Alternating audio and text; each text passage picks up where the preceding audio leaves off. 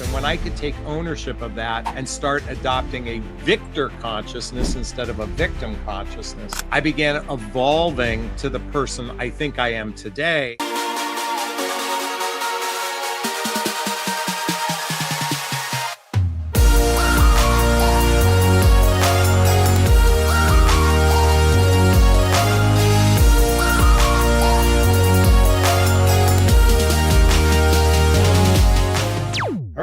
Good morning, or good afternoon, good evening, whatever part of the world or country you're from. Hopefully you're having an amazing day so far, or you're getting ready to end your day because it was simply amazing. And I am Dr. B. I'm your host today on the Living Boldly with Purpose podcast. And each time we get to do these, I get so excited because to tell you the truth, I get to be the one who gains the most, who learns the most, and who can take what I learned and hopefully use it. And, it's so fun, Jonathan, when I think about where people spend their time, and so many people spend their time doing either entertainment or education. I mean, some of it is just, you're just living life. But when we think about going online on social media or going on to watch a podcast or we go on to do something online, it's either to educate ourselves, which I think I heard the statistic was 80% of all searches on YouTube are how-tos. So, so that's big. Or we're just trying to be entertained. When I go to the restaurants, and maybe because you're a dating coach, and so I don't know if this is a good thing or not, but I go to restaurants and I look around the tables, and all these people who are supposed to be in relationship with each other are all doing this on their phones and looking at their phones and connecting with the outside world. And I'm like, why even pay money to come to a restaurant to talk to somebody else who's not here? That's my own thought about it, but I see so many are doing it. But so many people come, like I'm saying, to be entertained. We want to be entertained. I don't know if it's because we want to be numb. I don't know if it's because we want to just take ourselves out of our own lives and put our names in put our spots in other people's lives, what that is all about. But when I really start thinking about loving this podcast and loving to do this, because I get to talk, hopefully it's a little bit entertaining. But mostly it should be educational about relationship. And I'm so far about relationship. And I don't know, I call it living boldly with purpose because I don't think you can be in purpose without relationship or without serving others.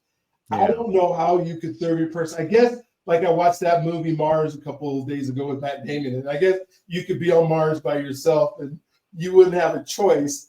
But that was a terrible life trying to figure out how to survive by yourself on a planet where nobody else is at. I don't know if you've ever seen the movie, but it was kind of like that movie with Tom Hanks in it where he's on that island by himself talking to a basketball. Wilson, whatever. So, in order to be in purpose, you got to be in relationship. You got to serve others. You got to spend that time. And so, thank you for being on today. Thank you for being willing to share your story. I've asked them to share a story, and I think it's going to be one that you're going to be on pins and needles, one that you're going to want to look at over and over again, one that you're going to want to learn from. So I would take out a piece of paper, maybe. I mean, we usually don't take a lot of notes on somebody's story, but if something relates to you, something makes, he says something, a quote or something that you can use in order to serve somebody else, go ahead and jot that down.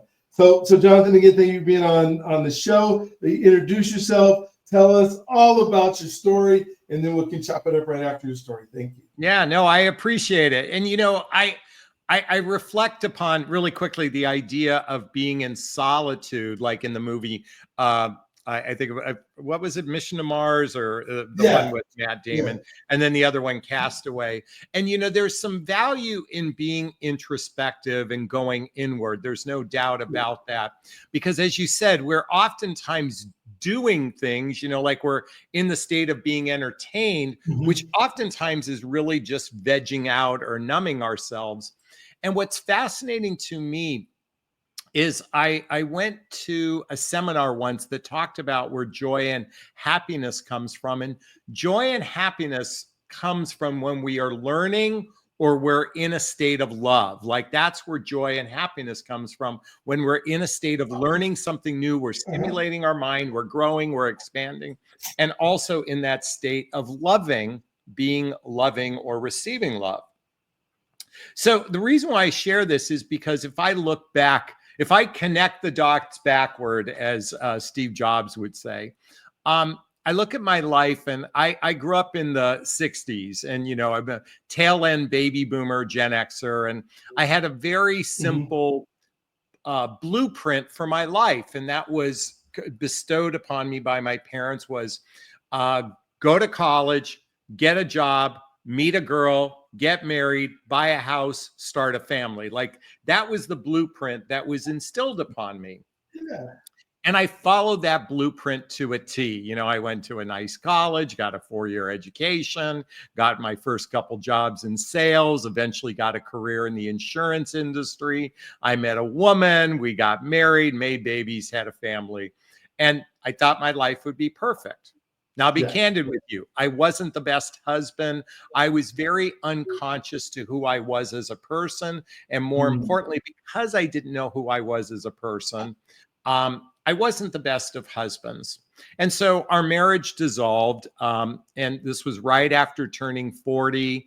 And at that same time, I'm going through a divorce, was right around the time of the market crash of 2008. And I lost my high-end corporate paying job. I got laid off. So I'm going through a divorce. I got wiped out in the market crash of 2008, and I lost my high-end corporate paying job.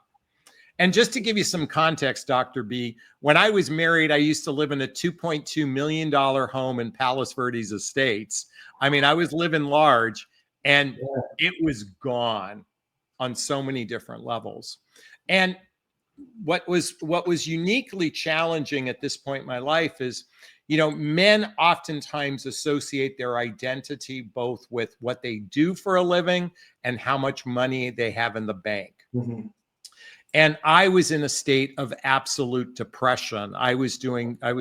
Drugs and alcohol was my self-medication to get through the day. But I also had one other self-medicating thing I was doing, and that was online dating. Okay. So why I say it was self-medication is I was going through divorce, and right at that same time, online dating just started to become popular around the 2000, 2001. And so by the time I entered into it around that 2005, 2006, well, actually a little bit later than that, excuse me.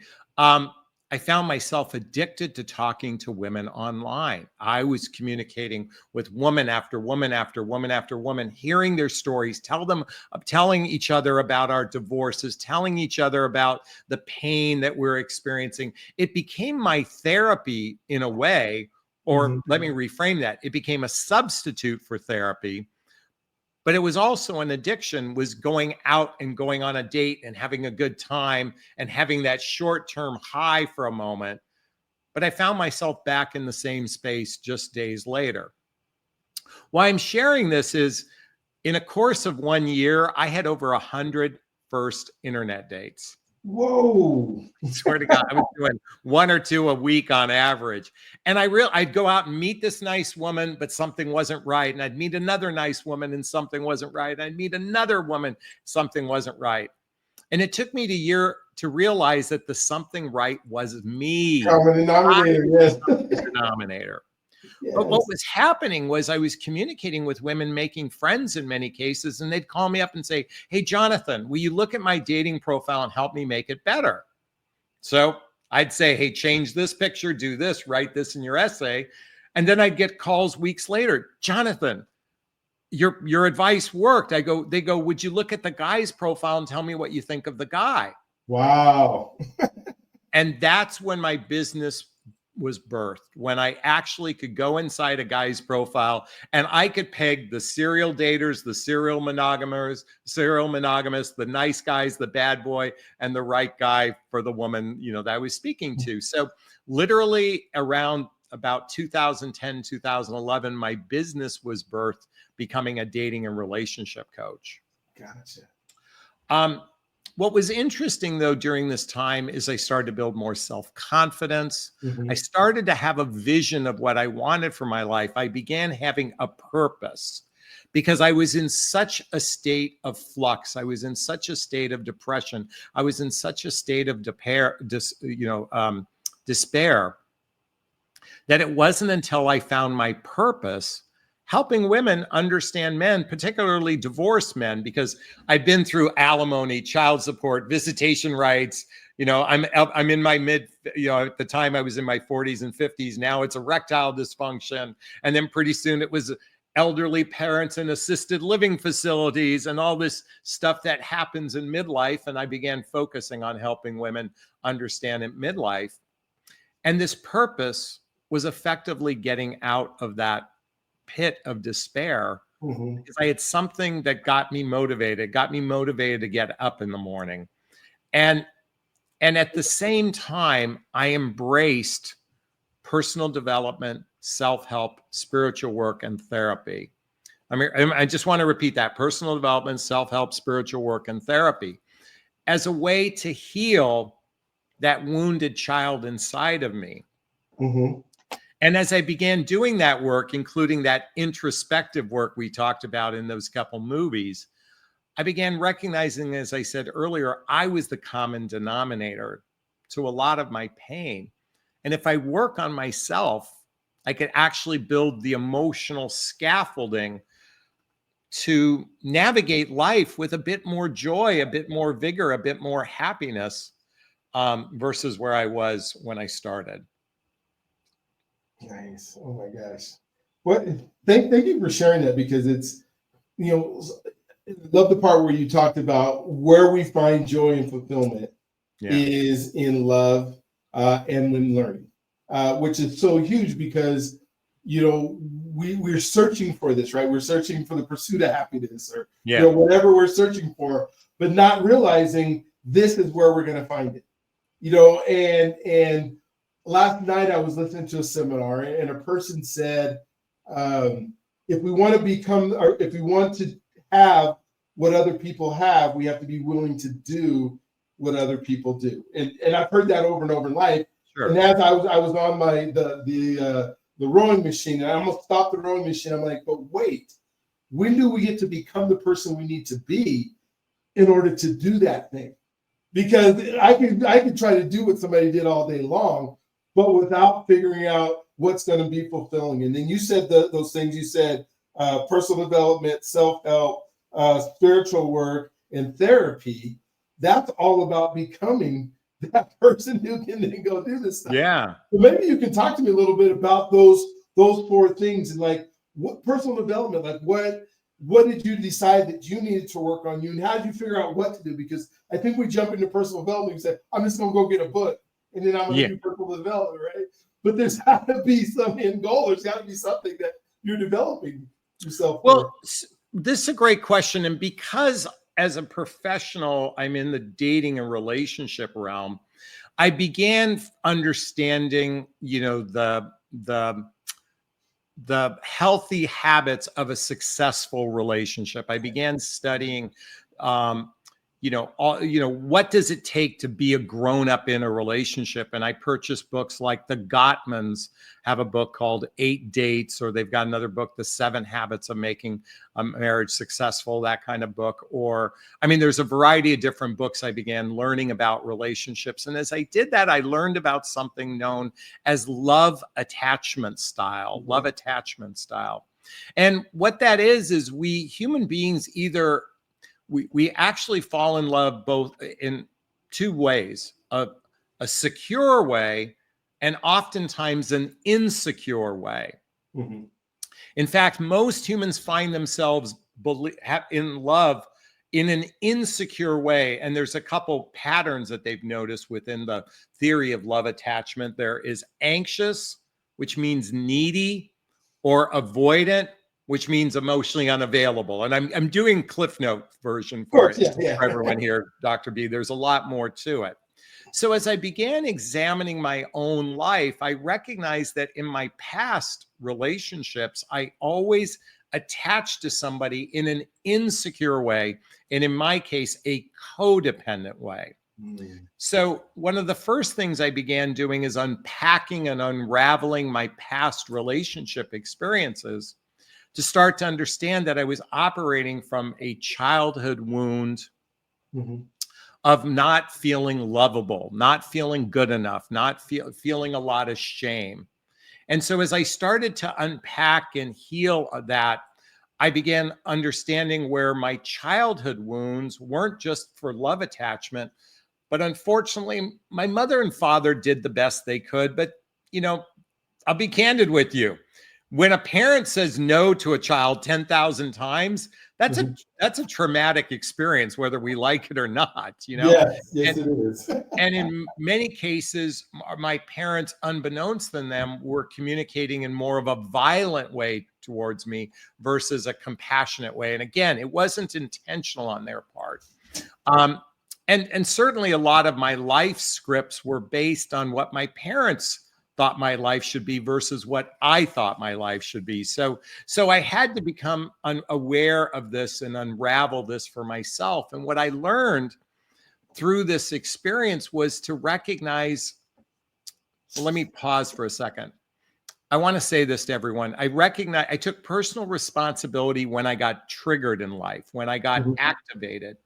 And by doing so, I began becoming aware of my fears, my insecurities, my negative patterns, my limiting beliefs, how my actions affect others, how my judgments. Once I began understanding, you know, fears, insecurities, limiting beliefs, negative patterns, judgments, and how my actions affect others, I was literally taking a step back and being the observer to my life when I got triggered. And so as I began doing the work, and one of the most profound experiences I had ever done was something known as the Hoffman process. And the Hoffman process is a deep dive into healing your childhood wounds and traumas. So you can start navigating life not from a place of fear, but from a place of empowerment. And as I started to take ownership of my life and my past experiences, see, we here in the United States, and I'm going to be, please forgive this descriptiveness, but here in the United States, many humans are suckling on the nipple of victim consciousness. And I was in a state of victim consciousness, blaming others for my misfortunes in life. And when I could take ownership of that and start adopting a victor consciousness instead of a victim consciousness, I began evolving to the person I think I am today. And that requires, you know, I do a lot of, I spend at least an hour a day in my life studying something new, as we talked about, healing a past relationship or a past experience, getting into the nooks and crannies of my spirituality, which is my connection with something beyond myself, my divinity. And certainly working on, you know, I even work with a therapist on occasion just to unravel some of those things that give me, let's just say, discomfort. I'm so glad you're talking about this, because when you went over these and you start talking about, okay, the personal development I did, I have a business, I have something that I'm working towards, but I still need to work on me in order for that to even be able to thrive. So the examples that you use, because I think so many of us want to go do, we call it personal development, but it's really like learning about the business. It's learning about, you know, the programming or the ins and outs of what it is to do. And you said, no, I'm going to go and I'm going to be me better so that I can do what I'm doing better. Yes. And I think what an amazing thought. And to say, okay, you know, whatever it's self-help or, you know, the spiritual work that you had to do, you know, those times that we talked about of solitude where you got to spend with yourself to be able to do it. And for those of like myself who's super extroverted, that's a scary thought, but a necessary thought in this whole process. And then, you know, I know so many men that, you know, will not go to therapy, will not talk to somebody else, will try to internalize everything and not get the gain of actually having conversations. Or they think that they're buddies that are in the same spot that they are in. And maybe you could talk a little bit about associations can somehow help them get out of where they're at themselves. And so Well, maybe, yeah, go ahead. yeah. So, particularly for us men, and again, I said this earlier, and this isn't an absolute. So let me just be clear. But men oftentimes identify with who they are as a person, whether it's their professional life or how much they have in the bank, so to speak. And this is a core wound for many, many, many, many men. This isn't, my experience wasn't singular in the world. And so when I began doing group therapy, particularly with other men, and we started to share our pains, our fears, our doubts, our insecurities, our judgments, our guilt, our shame. And we started to shine a light on these areas of our lives. It freed us from the chains or the mask many men wear, and women as well. I mean, let me be clear. I am not making this singular to men. I'm just only speaking as a man in this particular case. But the mask we oftentimes live in, particularly when it comes to male masculinity, and certainly with women, femininity oftentimes is the objectification based on beauty, based on looks, based on whether or not you have a child in your life or not. Like there's these scripts we grew up with that aren't very healthy for human beings, and yet they have a profound effect on our lives. So as I started to unpack that pain, particularly around my identity, I began forming a new identity for myself that didn't follow the traditional scripts of what it means to be a man. I just operate from the premises, what does it mean to be a good human being in life? And I don't necessarily have to genderize it to be a good human being. So that, I just kind of wanted to touch upon no, thank you for doing that. And I was going to talk about identity, because that's one of the big pillars, is how we shape our identity. And it sounds like for at least a year of your time, your identity was wrapped around your relationships with all these women, and how they were interacting in your life. And that was the thrill of whether it's being able to help them or, trying to find the right person. How do we, as we're trying to create this identity that works for us, make sure we pick the right folks or the right associations of people that are around us that can help us move forward? Because some of those relationships can be so destructive, and so hurtful that and we don't see it, and we're like blindsided by it. What have you learned, or what can you share with us that can help us through that? This is a great question, and it's actually rather simple and yet complicated at the same time.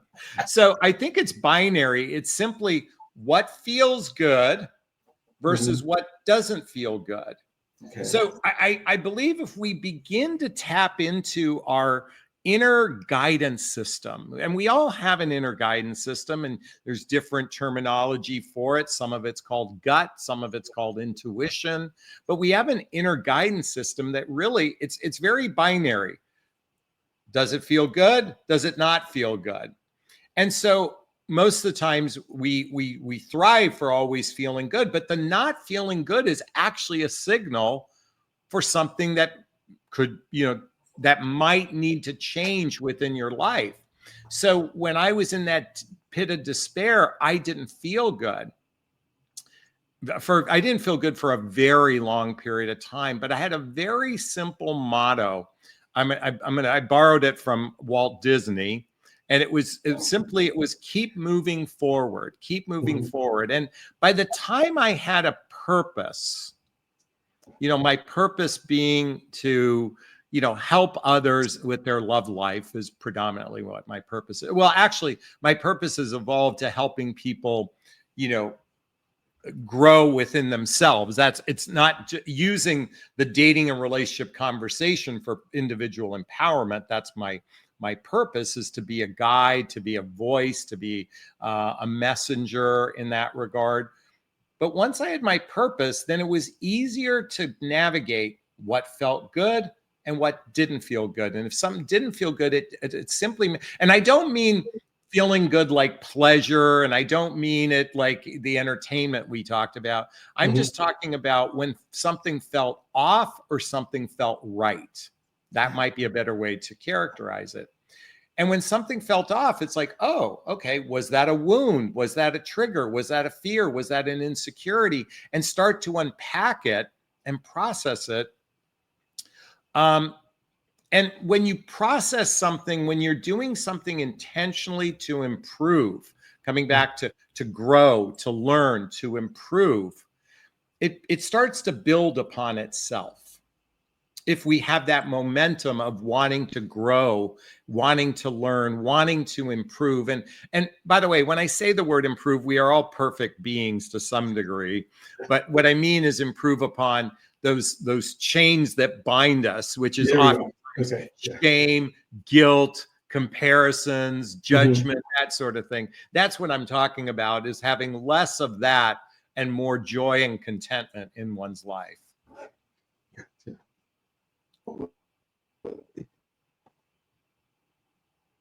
When I think about, going through, these identity things and the people that we associate, and you said feeling good and feeling bad. And sometimes what we do is we don't feel right. I guess we don't feel right about or something, but we find other things to make us feel right instead of what actually will, like say it's drugs or something. Yeah. So I feel really bad, so I'm going to take some drugs so that I can feel right. But then does that impede our ability to really feel good, because we're going down this wrong path so much that it's just expanding the feeling wrong, trying to feel right, but not doing some of the right things? Well, I think the minute we rely on some sort of outside stimuli, if you will, like drugs, alcohol, or even my online dating addiction was an outside stimuli.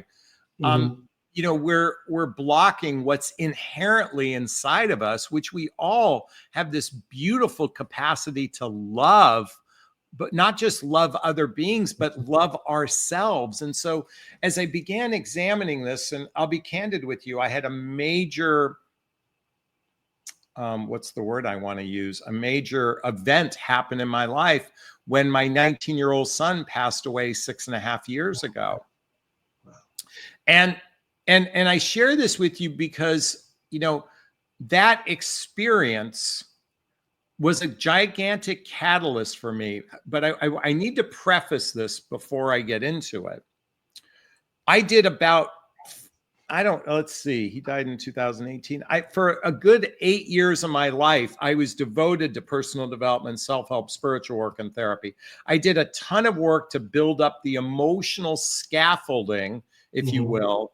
So by the time my son passed away, it didn't wipe me out. It didn't cut me at the knees. It didn't take me down a path of, which happens to a lot of parents who lose a child. They never recover from such an experience. But I built up all this emotional scaffolding that by the time that experience happened, it broke me open in a way I couldn't imagine. And I began writing my second book.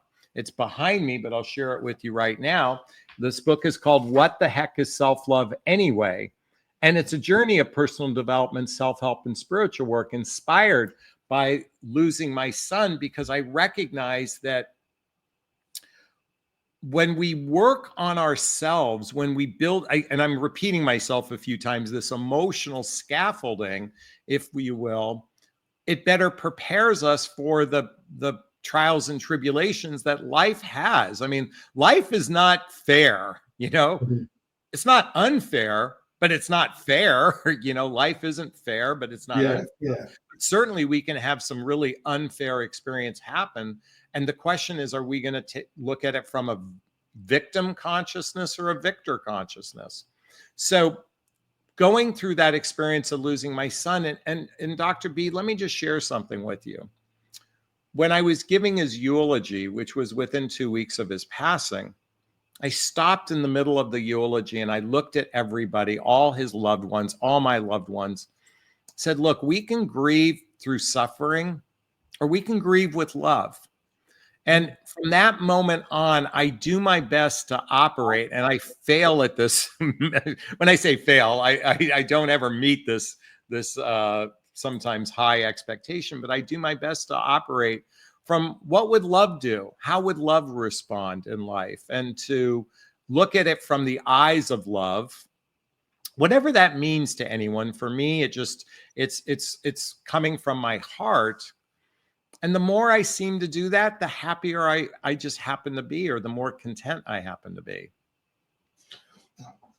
You've used the word love a lot since Yeah. we've been talking, which I love that you're doing that.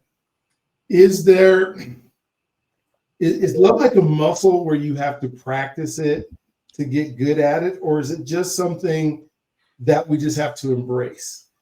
And I say that because I believe, there's love in the world, and we all have the capacity for this tremendous amount. Yeah. But I just don't know if we're not embracing it. Is it I don't feel it because I'm not embracing it, or is it something that I really truly have to work on in order to experience it? This is a great question. I as I was reflecting upon the question, I was thinking about how I unconditionally love my children. Mm-hmm. Now, I don't know if that's innate for everyone. I can only speak for myself, but I have this protective, nature towards my children that almost to the point of obsession kind of thing, to be protective of them and nurture them. But I have this deep love for them that I can only speak for. It feels involuntary, but believe me, my kids could my kids could piss me off, and it was a choice to love, when things weren't going exactly. By the way, particularly when my children don't operate the way I think they should operate, boy, do I have to lean into Exactly. love from that vantage point. Okay, so it wasn't a lightning bolt that caused me to love unconditionally, but I think there was some innateness to it. Okay, now let's look at romantic relationships for a moment. And well, let me backtrack. I talked about children.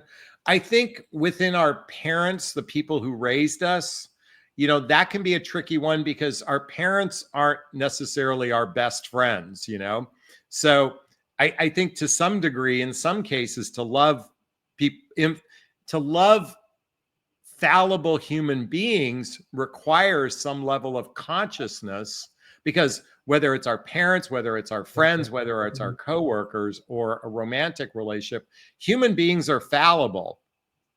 So from a loving perspective, within our parents, to some degree, it's natural, but not necessarily always. And I know many children have had some horrific experience that caused them not to love those parents. Okay, put that in a box for a second. Let's go to romantic relationships. I think there's this overarching fantasy that love is like a lightning bolt that hits us from the sky. It's rainbows, it's sunshines, it's angels singing. Oh, like that's what love is. And I can only share from personal experience. I used to think that's what love was. But every time I chose, okay, every time I found myself in one of those types of relationships, I found I was in insecure relationship with another human being, an insecure relationship. And we talked about love attachment style earlier. I found in my life, those angels singing was an insecure way of love. I'm now in what I believe is the healthiest relationship I've ever had in my life. It feels pretty secure, but what's different this time is it hasn't hit me like a lightning bolt. It's more like opening doors to a variety of different rooms down a hallway. And each room is a fear, an insecurity, a doubt, a difference I might have with this person. For example, I'm a morning person, she's an evening person, or night owl. We have a difference between the two of us. I'm not abandoning the relationship for that difference, but I'm walking through a door, and I'm walking through doors of fears, insecurities, doubts, even just losing freedom. Men oftentimes feel like a relationship is a restriction in life, and they might fear losing freedom.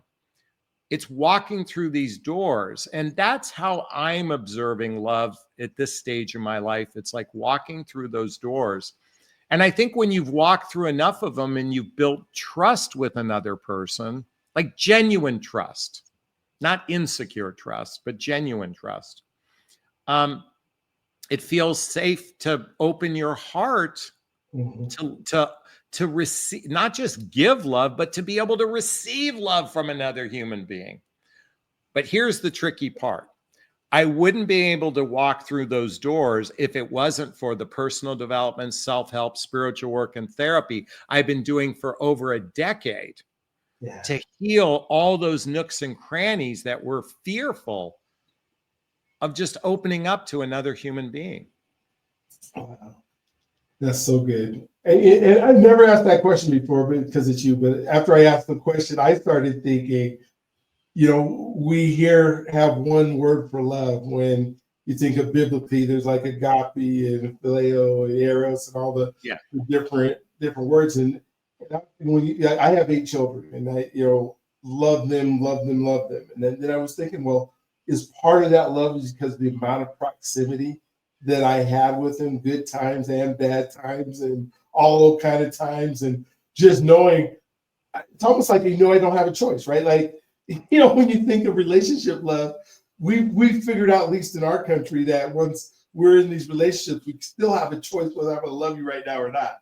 Yeah. Where when it's our kids, I don't have a choice. No matter what you do, I get to. It's an honor. It's not even I want or have to. I have this honor of being able to do that. And just thought, wow, this is, so it kind of is both. It kind of is, yes, you can have, this unconditional, it's going to happen no matter what. And then you still have to work on it. You still have to spend time. You still have to work on you. And with that said, as I think of that, I think about your book, right? I have to love myself before I can really, truly, I think, love others. And so maybe you could talk a little bit about your book and what does it mean anyways? Sure. And how do we do that, through those 5 principles that you just told us of, therapy and working as spiritually and personal development and self-help. Maybe that's part of what the book talks about, but just real curious of how do we make sure that we love ourselves so that we can give out that other part of love? Well, I love this question. And for those, self-love is a turnoff as a word. So let's just kind of amplify it a little bit. Self-worth, self-confidence, self-reliance, self-esteem, self-discipline. When that self-love encompasses all of that. It's the concept of working on oneself and to really love oneself as if you would love a child. Like there's a child inside of us that we all have a child inside of us that's scared. And we all do. I don't care if you're the most confident rock star, general, admiral, Navy SEAL, stud. We all have a little child inside of us that is scared to some degree, an emotional child, I should say. So self-love is embracing that emotional child. You said something earlier that I want to address, and that is the concept that we have to love ourselves to be able to love others. And I want to just reframe that just a tiny bit, because I don't know if self-love is a destination we ever get to. It's not a finality.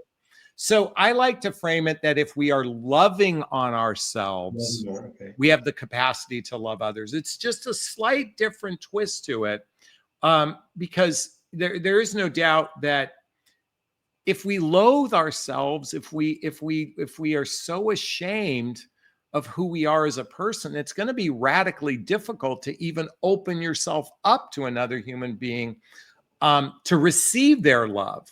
It's not that we don't have a capacity to give. I mean, in many cases, oftentimes people just overgive and they have a difficult time receiving. Self-love is the reflection of not just being able to give, but it's also the capacity to receive love. And that's where if you're loving on yourself, you have the capacity to receive much greater than if you're blocked, you're closed, you're in fear, you're in shame, you're in doubt, you're in guilt, you're in comparison, you're in judgments, all of those things. So, but self-love is a practice, I believe. It's something to do every day. And so while some people think, doing yoga and meditation is enough, no disrespect to doing yoga, meditation, I think those are all great modalities. But I do believe examining and processing our past hurts, our pain, our wounds,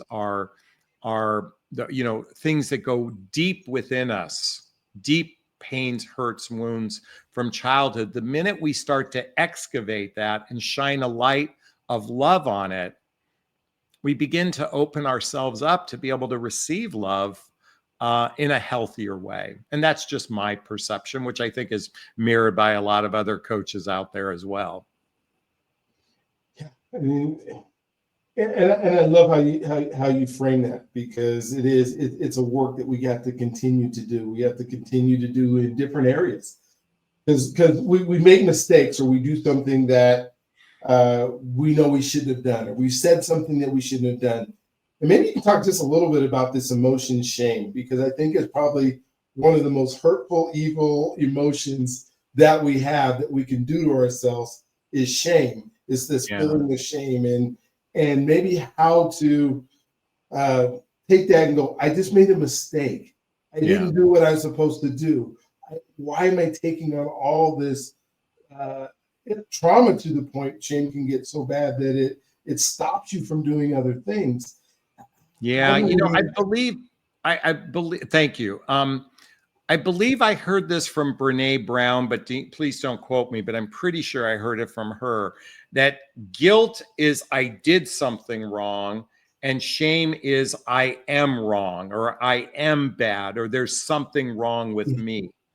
And boy, do we human beings, sadly, emotionally flog ourselves, beat ourselves up. We crucify ourselves, this belief in many, and I'm talking it's very subconscious in many cases, not necessarily always conscious, that I'm not worthy, I'm not good enough, and there's something wrong with me. And just to even be aware of this takes, to some degree, it takes ninja level skills to be really, it's almost like, Dr. B, imagine our life is like we are actors on a stage, and there's the actor on the stage, and then there's the director off to the side. I think the director is our ego that's directing our lives, and sometimes we agree with the director and sometimes we don't. I think the other people in our lives are just mirrors of our own experiences, and then there's the audience member that's also you, witnessing all this. And when we witness the amount of pain we can inflict upon ourselves on an emotional level, it's radically sad. And on another level, it's actually kind of humorous how we can be. And I say humorous, how cruel we can be to ourselves. Yeah. It's both sad and humorous at the same time, because we would never want, like, coming back to that child we talked about, I think most humans would agree you would never want to berate a child or be cruel to a child the way we are to our own inner child. So first is coming to that awareness that we might be experiencing, I'm not good enough, I'm not lovable, I'm not likable. Just to be aware of that, I think, is 80% of it. And nurturing one's soul could be done through meditation, as I talked about. It can be done through affirmations. It could be done through therapy. And there are many modalities and tools out there available to reinforce that, to some degree, we are all beautiful beings. Again, I know it's hard to state that when there's a lot of cruelty out in the world, but I think deep down, even, not that, believe me, I'm not advocating for the cruelty that's out in the world, but I think each human being has a redeeming value if we could get to the heart of a human being. And that's part of what love is too, is being able to look at the heart of a human being from a compassionate point of view. And again, I'm not here to absolve bad behavior or to absolve, cruelty out in the world. I'm just simply here, I think, to say that if we can get to the heart of a human being, we're all beautiful beings. I think you just kind of blew my mind with that quote and stuff, because I don't think I've ever heard that as guilt as being, something I did wrong compared to the shame of I am wrong. And when I think of the word enough, somebody gave me a quote not too long ago that said, enough is not an amount. It's a relationship with where you're at right now. Wait, And love is not an amount. Enough is not an amount. Enough is not an amount. Okay. Enough is not an amount. It's a relationship of where you're at right now. And when I plug that into I'm not enough, I'm searching for what amount do I have to be in enough?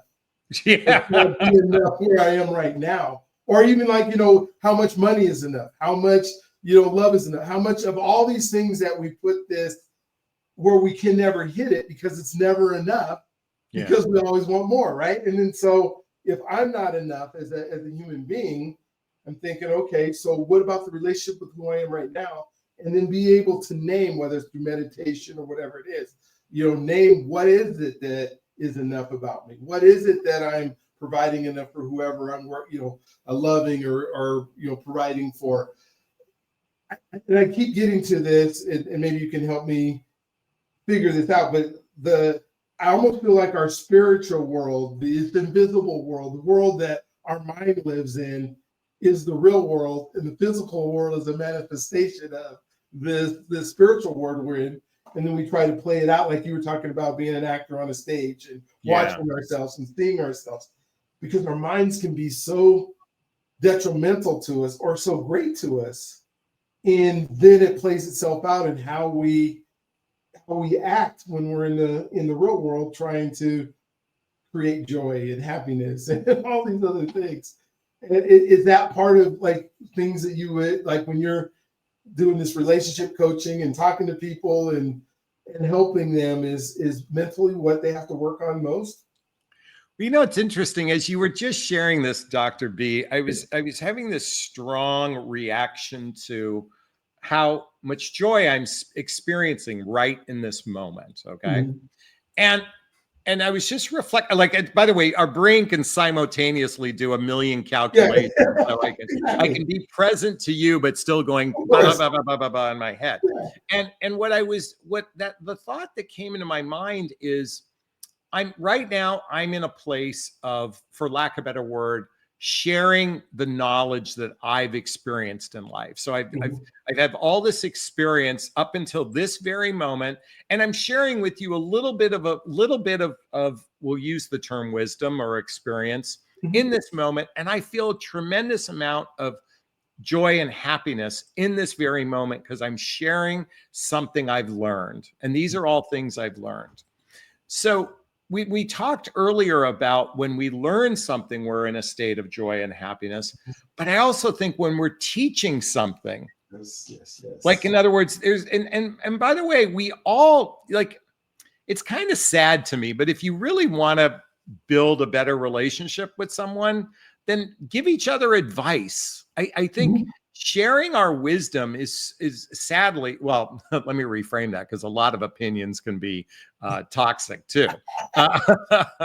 But when we share from our wisdom, when we share from our experiences, it's a catalyst for both growth within another, but certainly growth within themselves. And so, again, thinking back to what you just asked me, I believe there's just something powerful in when we share our wisdom with other people. So you're doing it through your podcast by interviewing people. I'm doing it through sharing through this modality. I have a YouTube channel where I produce a ton of content. I mean, on a regular basis, I'm sharing. And I believe, and when it's well received, or even when it's not well received in some cases, but when it's well received, it's a ripple effect. It's the pay it forward. It's the intent is to grow humanity beyond the scripts that we were all raised with. And so when we can push past those scripts of what we thought life was be like and start to write our own story. Yes. And so really quickly, I just want to share with you, I'm in a relationship right now, and it's a relatively new relationship. It isn't that old. but I keep telling my audience, I go, I learned something today and I'm going to teach it to you. And tomorrow I'll learn something in this relationship and I'm going to teach it to you. And tomorrow I'm going to learn something. And what I learned 3 days from now might be totally different than what I just taught you, but that's the growth. That's the evolution. And I'm going to share it with you in real time. So I've always felt like my life is just, I learn something and I teach it. Mhm. And by teaching what I learn, it brings me a tremendous amount of joy. Yeah. Oh my gosh. When I think of your formula of, whether it's your formula where we're looking at loving and, sharing and, the part that makes us and brings us joy. And when I think of purpose and serving others, that's the love, right? When I get to take something that is me and I get to share it with another and it makes their life better, or it makes their life where you see them light up, you see the smiles on their face, you see, them run to you. I've been coaching track now for 38 years. And when I have an athlete that wins, and they run over to you and they're so excited because you shared that knowledge with them, you helped them get to where they want to be.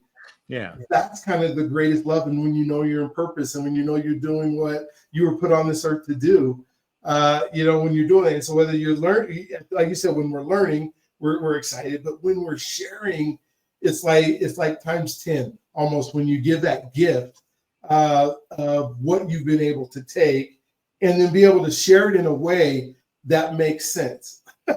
Yeah, you know what? I feel as though when I can make a difference in a person's life, that brings me a tremendous amount of joy. And and certainly I'm not discounting the friends and family members in my life where we commune and we entertain each other and we socialize together. But there is something about being of service, and people, you can do it in a variety of different ways, whether it's volunteering, whether it's helping in a soup kitchen, charity work. There are all variety of different ways to serve. But I do believe that when we embrace service, even in the smallest amount, there's this pay it forward kind of experience. And if enough people pay it forward, I'm hopeful that humanity will find some sort of harmony, somewhere in the future. We'll see. Yeah. I was thinking if we could all wake up in the morning and say, how can I serve another today and give what's been given to me back in abundance, what kind of world we would have? I'm in amen to that. Amen to that. The thought process that we could do. I have to pause. I've been selfish in this interview because I've been asking all the questions that I want to know the answers to, and I hope our audience, our listeners get to. But I want you to take an opportunity now to share with us what's on your heart. Share with us, whatever I didn't cover. Definitely how to get a hold of you. Where to get your books, all that kind of stuff. If you could spend a few minutes, just maybe some closing thoughts that you could give us as we.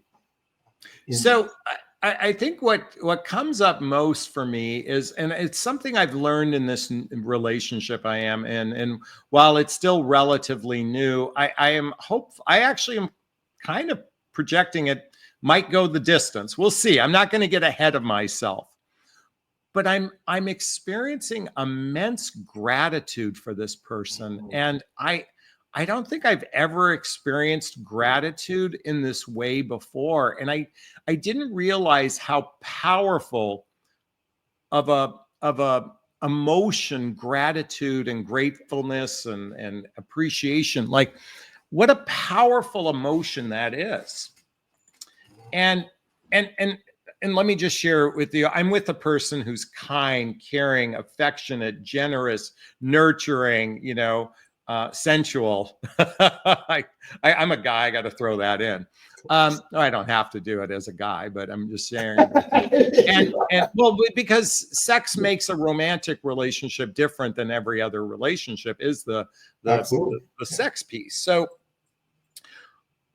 but gratitude, and I feel as though I wouldn't be open to gratitude if it wasn't for all the work I did before to be able to receive love and to be able to give love in that capacity. So That's just something I'm very happy about. And I wanted to share with your audience that piece of the puzzle that is this is the newest piece of the puzzle, if you will.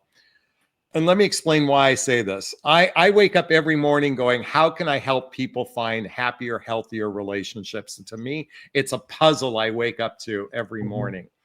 And for the last month or so, I've been recognizing that gratitude is one of these pieces of the puzzle that I'm supposed to talk more about in the future. So this is new conversation for me, and I'm very excited to talk about it. If you wanted to connect with me, anyone who's watching this and appreciate what I have to say, I have a YouTube channel. My name is listed there. You could just simply post it on Google. You can find my YouTube channel. I produce a ton of content there. I share, I go in deeper, well, not deeper because I went pretty deep here, but I share a variety of different things related to dating, mating, and relating on my YouTube channel. My website is listed on Google. Certainly, if you want to follow me on social media, whether it's Facebook, Instagram. I don't do Twitter that much, but I do the other ones. Not for any reason I don't do Twitter. It's just I'm not on it as much anymore. Yeah. So you can find me on Facebook and Instagram. Wow. Well, thank you so much for this just enlightening, incredible, fun conversation. I'm glad that we were able, our cross were able to pass.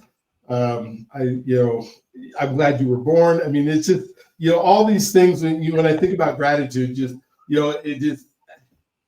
when I think of the emotion of shame that we talked about before, and I think gratitude, shame is a very strong emotion and a very hurtful emotion. But gratitude is on the other side of that 10x is shame. Because if you have gratitude, it's really hard to feel that shame of I'm not enough or I'm not good or I'm not. Because if you're thankful for everything you have, it's really hard to say you're not. And so yeah, there's so much truth to that. I mean, and it's being thankful for what you have, but also the people in our lives. And boy, and I shared this earlier, I lost a child in an accident. It really woke me up to the power of appreciating every single breath we take. And not that by the way, I'll be candid with you. I don't maximize every breath I take, but I'm very grateful for every breath I get to take. So I wish we were good enough to just maximize everything around, but we all are human and we all you know what? I believe we come back and do this over and over and over again. So I'll get it right the next time. Get it right the next time. Thank you so much. Yes, it has been, like I said, it's been a wonderful conversation. For those of you who are watching, and this interview has been something that you've enjoyed and something that you think somebody else will be, go ahead and share it. It's okay to share something that worked for you. And if you feel the person's not going to like you for sharing it, then they got some issues and all they can do is say, no, I'm not going to watch it. But if it was, go ahead and subscribe. We got some great interviews. Hit the notification button so you know when they come out. We have one, I'm putting these out a couple times a week. And so just thank you. And I have gratitude for you even watching these and being uplifted by it, because I get to be the person who learns the most. Jonathan, you've been amazing. His name is Jonathan. As if you're just hearing this on Spotify or Apple, and I'll make sure in the show notes that the way to contact him is all there. And so you guys have a wonderful, just incredible day today. Don't forget, my friend, you're God's greatest gift. He loves you if you allow him to. And we'll talk to you next time.